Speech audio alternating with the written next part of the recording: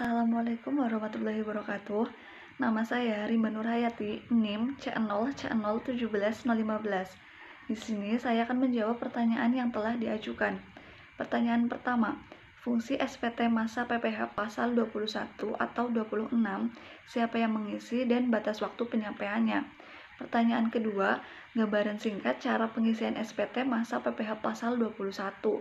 Dan yang ketiga, bagian-bagian SPT masa PPH pasal 21. Untuk pertanyaan pertama, fungsi SPT masa PPH pasal 21 atau 26 yaitu sebagai sarana untuk melaporkan pemotongan PPH pasal 21 mulai 1 Januari 2013. Fungsi SPT bagi wajib pajak penghasilan adalah sebagai sarana untuk melaporkan dan mempertanggungjawabkan penghitungan jumlah pajak terutang dan untuk melaporkan pembayaran pajak melalui pemotong pihak lain dalam 1 tahun pajak. Fungsi SPT bagi pemotong pajak adalah sebagai sarana untuk melaporkan dan mempertanggungjawabkan pajak yang dipotong atau dipungut dan disetorkannya. Pemotong pasal 21 adalah wajib pajak orang pribadi atau wajib pajak badan termasuk bentuk usaha tetap yang mempunyai kewajiban melakukan pemotongan pajak penghasilan yang berhubungan dengan pekerjaan, jasa, dan kegiatan orang pribadi sebagaimana yang dimaksud dalam pasal 21 atau 26.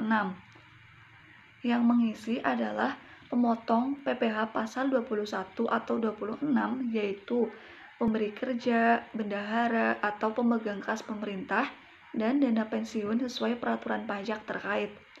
Untuk batas waktu penyampaian SPT yaitu untuk surat pemberitahuan masa paling lambat 20 hari setelah masa akhir pajak. Untuk surat pemberitahuan tahunan pajak penghasilan wajib pajak orang pribadi paling lambat 3 bulan setelah akhir tahun pajak. Untuk surat pemberitahuan tahunan pajak penghasilan wajib pajak badan paling lambat 4 bulan setelah akhir tahun pajak. Untuk pertanyaan kedua, pengisian SPT menggunakan huruf cetak atau diketik dengan tinta hitam. Berilah tanda silang pada kotak yang sesuai. Tuliskan identitas secara lengkap dan benar. Dalam mengisi kolom yang berisi nilai rupiah, ditulis tanpa nilai desimal. Untuk formulir halaman pertama, induk SPT masa pajak penghasilan pasal 21 atau 26.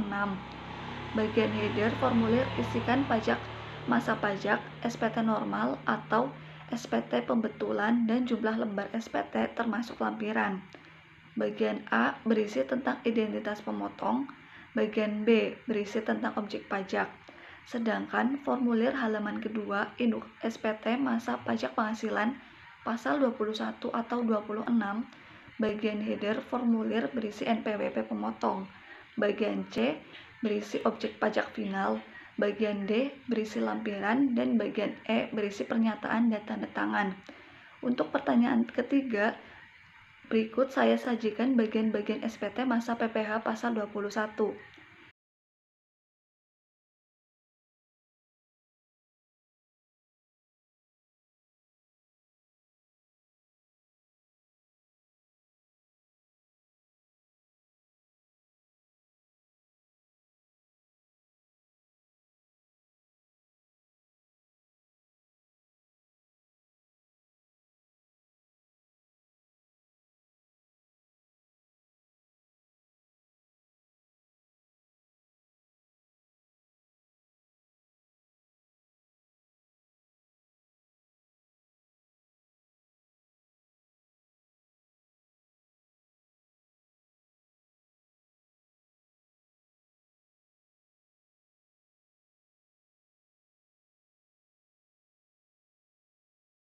Sekian, terima kasih. Wassalamualaikum warahmatullahi wabarakatuh.